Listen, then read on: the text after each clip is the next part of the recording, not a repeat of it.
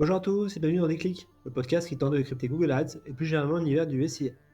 Je suis Jeremy Lacoste, consultant SIA depuis 10 ans et j'ai le plaisir d'aborder plusieurs fois par mois une problématique search. Sans langue de bois mais toujours avec bienveillance, l'ambition au cours de chaque épisode est de déconstruire les mythes autour de Google Ads en partageant mes échanges, lectures et retours d'expérience. Pour être sûr de ne manquer aucun épisode, n'hésitez pas à vous abonner sur la plateforme de distribution ou directement à ma newsletter en lien sous le podcast. C'est gratuit et c'est bon pour la rentabilité de vos campagnes. En septembre, pas de répit sur le front juridique, avec un nouveau procès qui s'ouvre. Côté produit, la part belle est faite à Performance Max et Demand Gen. Bref, un mot classique chez Google comme on en connaît depuis 2 ans. Allez, je compte les infos. Première info, update massif sur Performance Max. Depuis 2 ans, la roadmap produit Google est quasi exclusivement tournée vers Performance Max. Et même si elle avance un train de sénateur, force est d'admettre que les choses vont dans le bon sens. D'abord, plus tard cette année, Google permettra aux annonceurs d'intégrer des mots-clés négatifs au niveau des campagnes. Enfin donc. Et ici, fini les formulaires adressés aux account managers ou à passer par des listes de bibliothèques partagées. Ensuite, Google déploie actuellement ses efforts sur la densification des rapports. J'en veux pour preuve notamment l'intégration des conversions directement au niveau des assets créatifs. De quoi savoir précisément quel élément a généré la conversion. Ou encore le partage d'informations sur l'atteinte ou non de la cible CPA ou ROAS. Et enfin, troisième point, Google ajoute également la fonctionnalité d'amélioration automatique de vidéos pour Performance Max. Introduite un peu à la hussarde, les annonceurs ont la possibilité de la désactiver. Et comme dirait un patron d'agence au UK, chaque fois que Google utilise les termes optimiser ou améliorer, je deviens nerveux. Deuxième info, les procès publicitaires. Un procès chasse l'autre chez Google. Alors que début août, la firme a été reconnue entretenir un monopole illégal sur le volet navigateur, avec Chrome, et notamment avec un système de paiement auprès d'Apple, s'est ouvert depuis septembre un nouveau procès sur son monopole publicitaire. Aujourd'hui, le géant américain contrôle la partie annonceur avec Google Ads, la partie éditeur avec Google AdSense et tout l'outillage technique avec Google Ads Manager. De quoi créer une distorsion de marché? Google se défend en disant qu'il ne représente que 35% des investissements sur le digital. Alors que si on regarde uniquement le marché du search en incluant Apple et Amazon, le géant de Mountain View contrôle 70% des investissements. Question de point de vue donc. Au cours de ce procès, est aussi pointé du doigt un système qui laisse finalement peu de place à la concurrence, que l'on songe par exemple à l'inventaire YouTube, disponible uniquement sur DV360 ou Google Ads.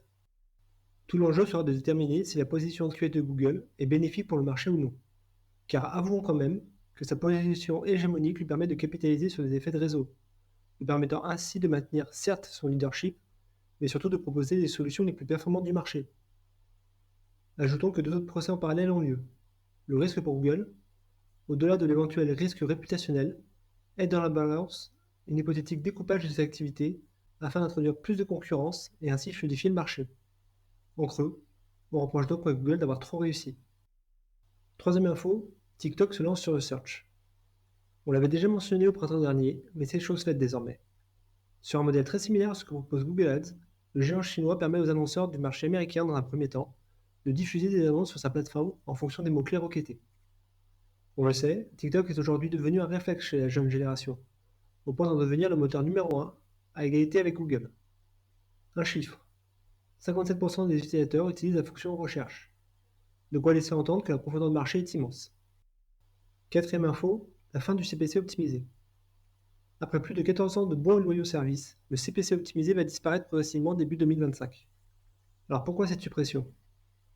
S'il a permis à plusieurs annonceurs de tester le smart bidding sans prendre trop de risques, il est considéré aujourd'hui soit comme un frein dans le déploiement plus large de stratégies type ROAS, soit comme un objet du passé.